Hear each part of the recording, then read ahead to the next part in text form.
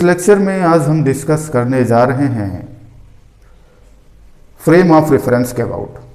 Frame of reference are of two types. First is inertial,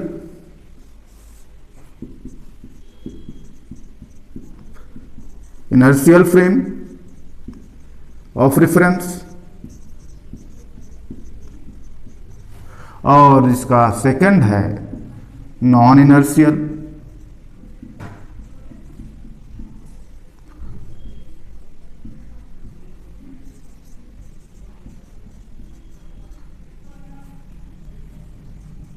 non inertial frame of reference.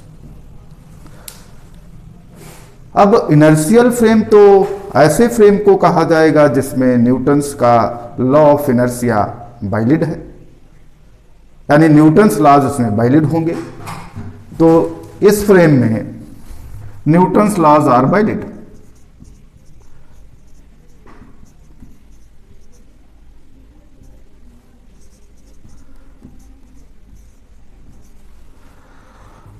इस frame में आप Newton's के laws को apply कर सकते हो, लेकिन जो नॉन इनर्शियल फ्रेम है इसमें जो न्यूटन्स लॉज हैं वो वैलिड नहीं होंगे। इसमें लॉ ऑफ इनर्शिया फेल हो जाती है। लॉ ऑफ इनर्शिया में क्या कहा गया था कि कोई बॉडी अपने मोशन के स्टेट को तब तक चेंज ही नहीं कर सकती जब तक कि उस पर एक्सटर्नल फोर्स अप्लाई ना किया जाए। लेकिन नॉन इनर्शियल फ्रेम में ये बात फुलफिल नहीं होती।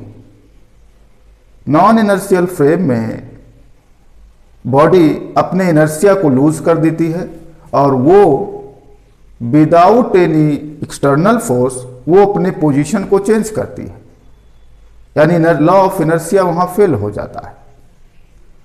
ऐसे फ्रेम में आप न्यूटन्स लॉज को अप्लाई नहीं कर सकते, तो इसमें न्यूटन्स लॉज इनवैलिड हैं।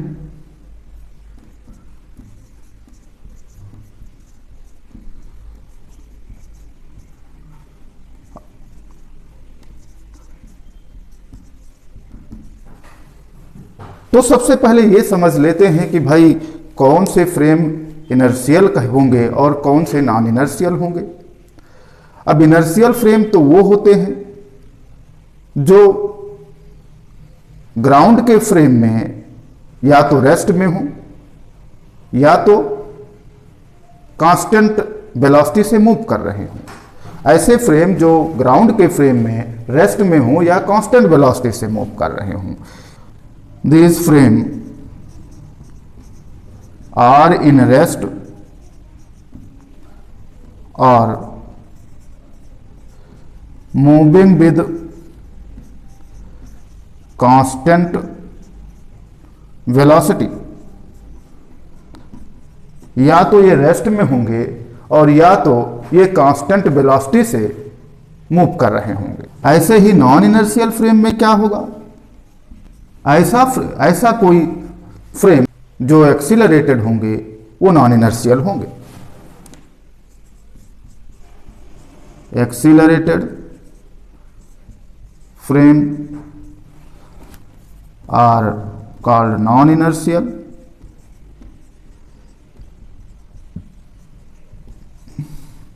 जैसे अगर हम एग्जांपल लेते हैं, सपोज कर लिया कि कोई बस है, bus is moving with constant velocity. Bus is moving with constant velocity और in rest is inertial frame.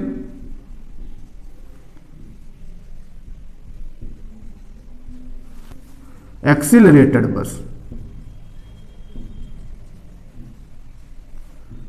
is non-inertial।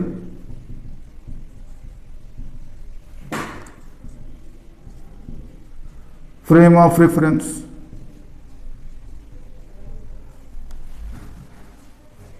Clear. अगर बस स्टेशनरी है या कांस्टेंट वेलोसिटी से मूव कर रही है तो ऐसे में वो इनर्शियल है, इनर्शियल फ्रेम है। लेकिन वही बस अगर एक्सीलरेटेड है तो वो नॉन इनर्शियल है। अब कैसे पहचानेंगे एक्सीलरेटेड है? बस अपनी स्पीड चेंज कर रही है तो भी वो नॉन इनर्शियल है। यानी इसमें कैसे पहचानेंगे? स्पीड चेंज है तो नॉन इनर्शियल है, डायरेक्शन चेंज कर रही है मोशन का, डायरेक्शन चेंज हो रहा है तो भी नॉन इनर्शियल है, और अगर दोनों चेंज हो रहा है, स्पीड भी एंड डायरेक्शन दोनों ही बदल रहा है तो भी नॉन इनर्शियल है।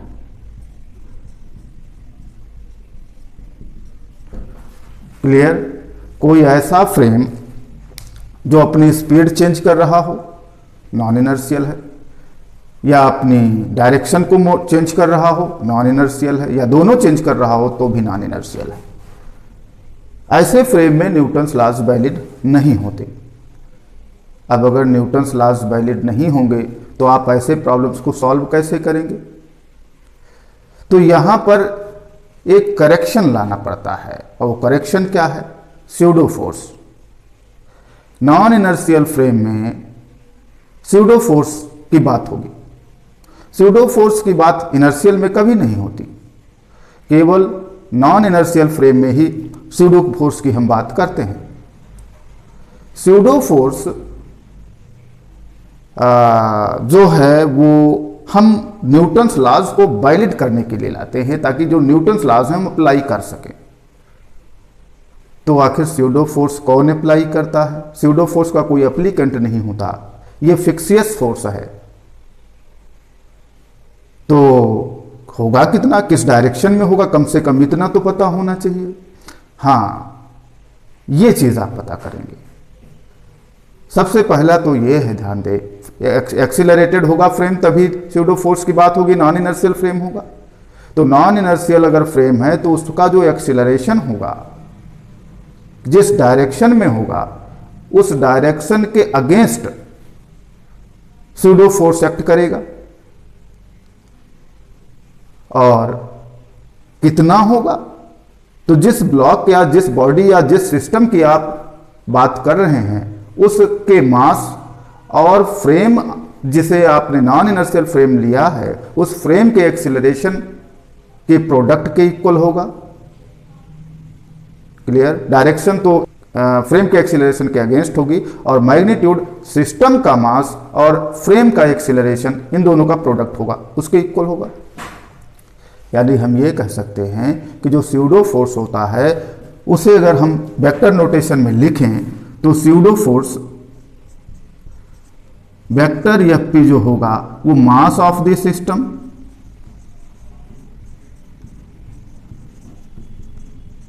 इनटू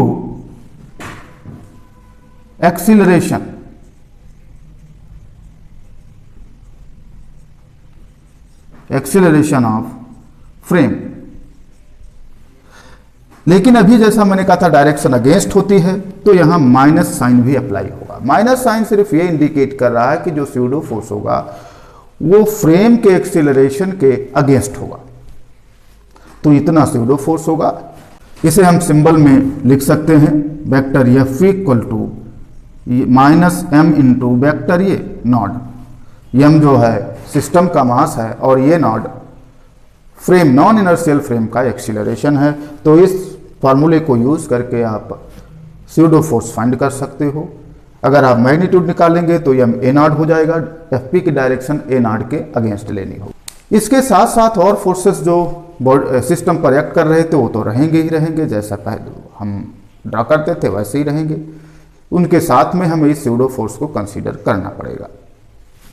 देखिए, इस पे एक हम सिंपल क्वेश्चन लेते हैं। हमने सपोज कर लिया है कि एक ब्लॉक है और उसका मास स्मॉल एम है और वो किसी लिफ्ट के फ्लोर पर रखा हुआ है। तो फाइंड ये करना है कि लिफ्ट के फ्लोर और ब्लॉक के बिटवीन जो फोर्स होगा वो कितना होगा। 3 केसेस हैं।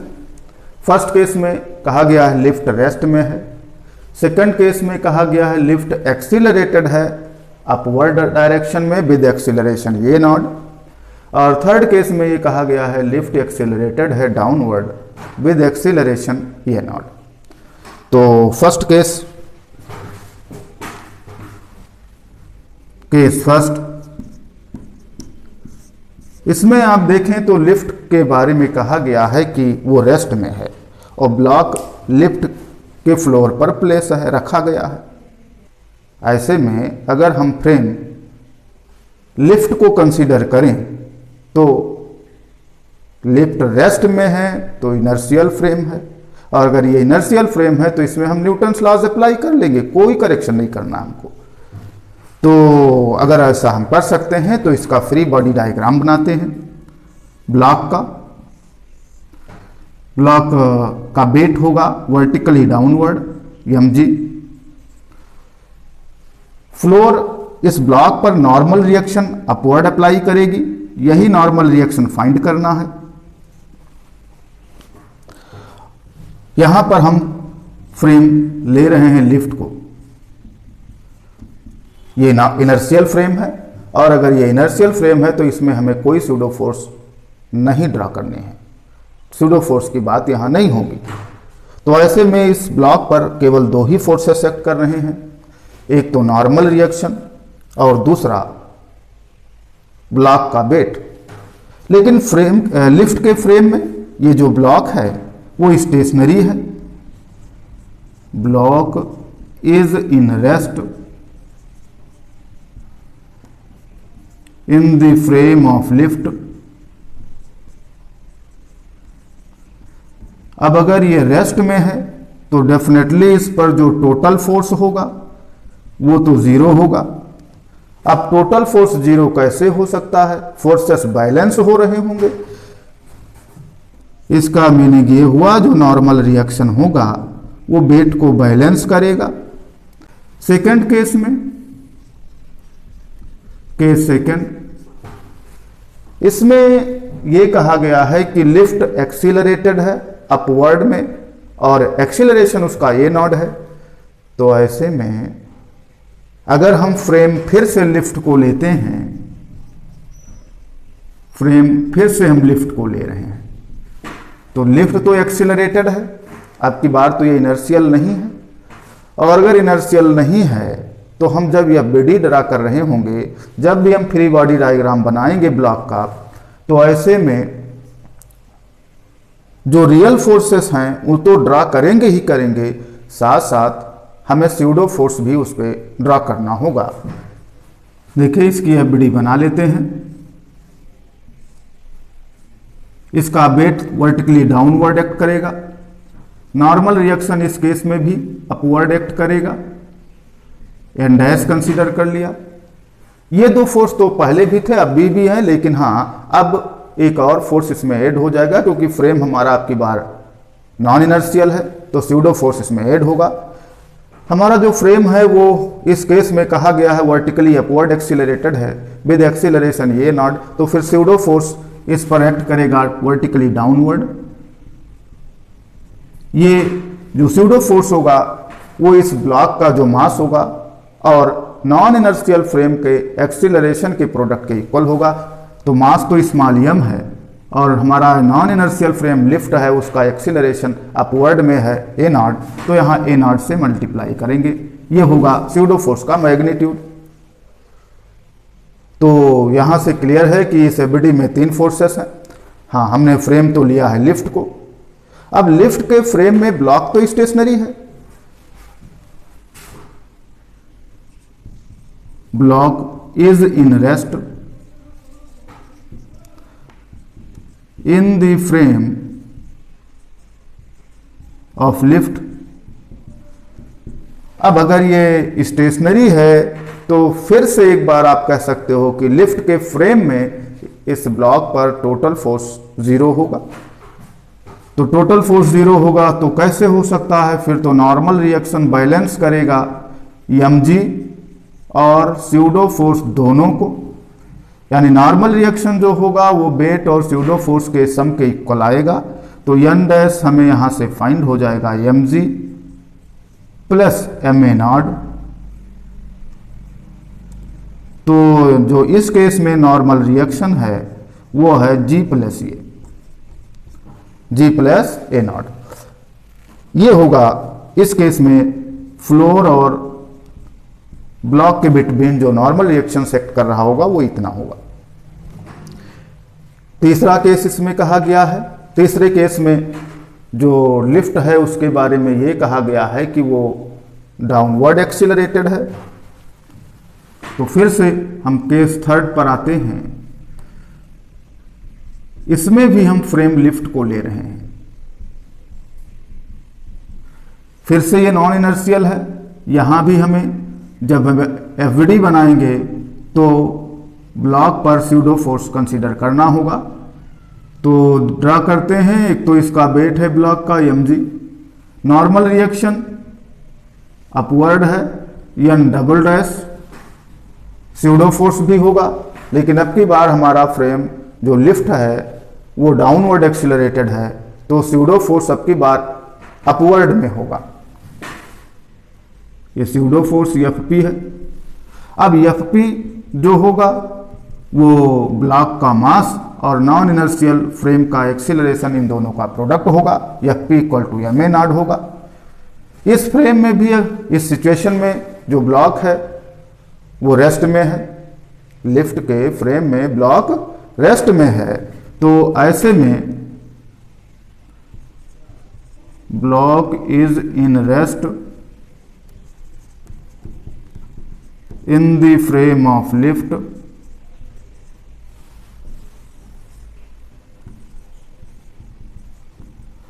तो इस केस में फिर से नेट फोर्स 0 होगा, और नेट फोर्स 0 होगा, फिर से फोर्सेस बैलेंस होंगे।